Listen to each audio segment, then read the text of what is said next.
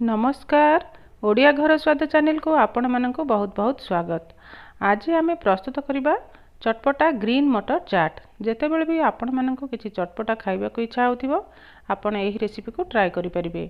आशा करूची आज रेसिपीटी आपण मानक निश्चय पसंद आसीबो। तेबे डेरी न करी चलंतु आरंभ करवा आज टेस्टी टेस्टी मटर चाट रेसिपी। सेथिपाई मु एठी गोटे मेजरिंग कप रे मेजर करी गोटे कप फ्रेश मटर नेइची। यह सहित गोटे मीडियम साइज आलू नहीं आलूर चोपा को छड़ाई नहीं यहीपरी छोट छोट क्यूब्रे काटी नहीं और यह धोईकी रखी नहीं।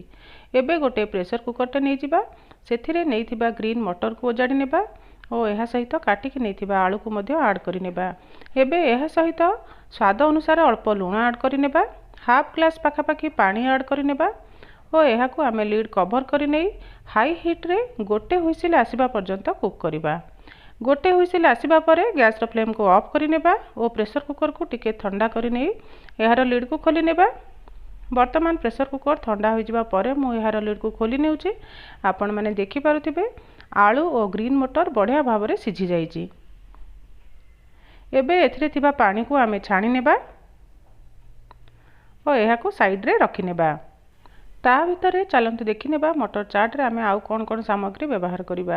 मु एठी गोटे मीडियम साइज रो पियाज को एपरी चॉप करके रखी नेछि, अल्प धनिया पत्र नेछि और गोटे मीडियम साइज रो टमाटो को एपरी चॉप करके नेछि, कंचा लंका को काटिकी रखी नेछि, अदा को छेचिकी रखी नेछि और फाळे लेंबू नेछि। वर्तमान गैस उपरे गोटे पैन को गरम हेबा पई रखी नेबा। सेथिरे गोटे चामच पाखापाखि तेल ओजाड़ी नेबा। गैस रो फ्लेम को मीडियम टू हाई मीडियम रे रखिबा।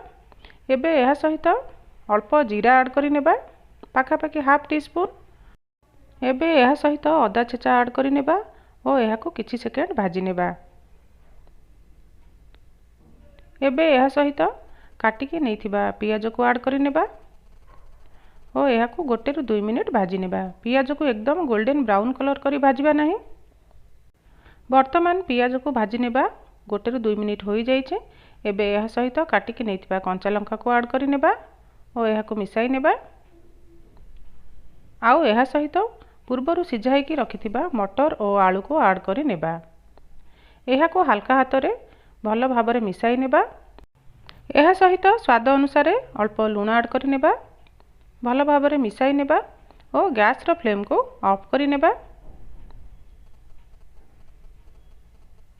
वर्तमान यह टिके ठंडा होई आसिले यह सहित आमे नैथिबा अन्य सब सामग्री को ऐड करि नेबा। यह सहित काटिकी नैथिबा टमाटो धनिया पत्र को ऐड करि नेबा। नैथिबा लेंबूर रस को चिपुड़ी नेबा। यह को मिसाई नेबा।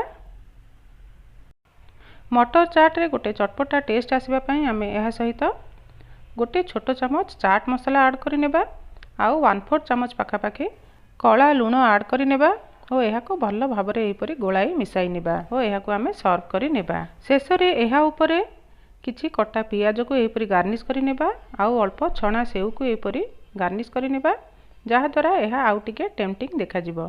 सो फ्रेंड्स प्रस्तुत हो जाइछि हमर टेस्टी टेस्टी चटपटा ग्रीन मटर चाट। आपण एही रेसिपी को घरे थरे निश्चय ट्राई करंतु आउ आपणकर अनुभूति कमेंट सेक्शन रे निश्चय शेयर करंतु। रेसिपी किभली लागिला आपणकर मतामत कमेंट बॉक्स रे निश्चय शेयर करंतु। पुणी थरे देखा हबो आउ एक नुआ रेसिपी सहित। से पर्यंत bye bye. Thanks for watching. Jai Jagannath.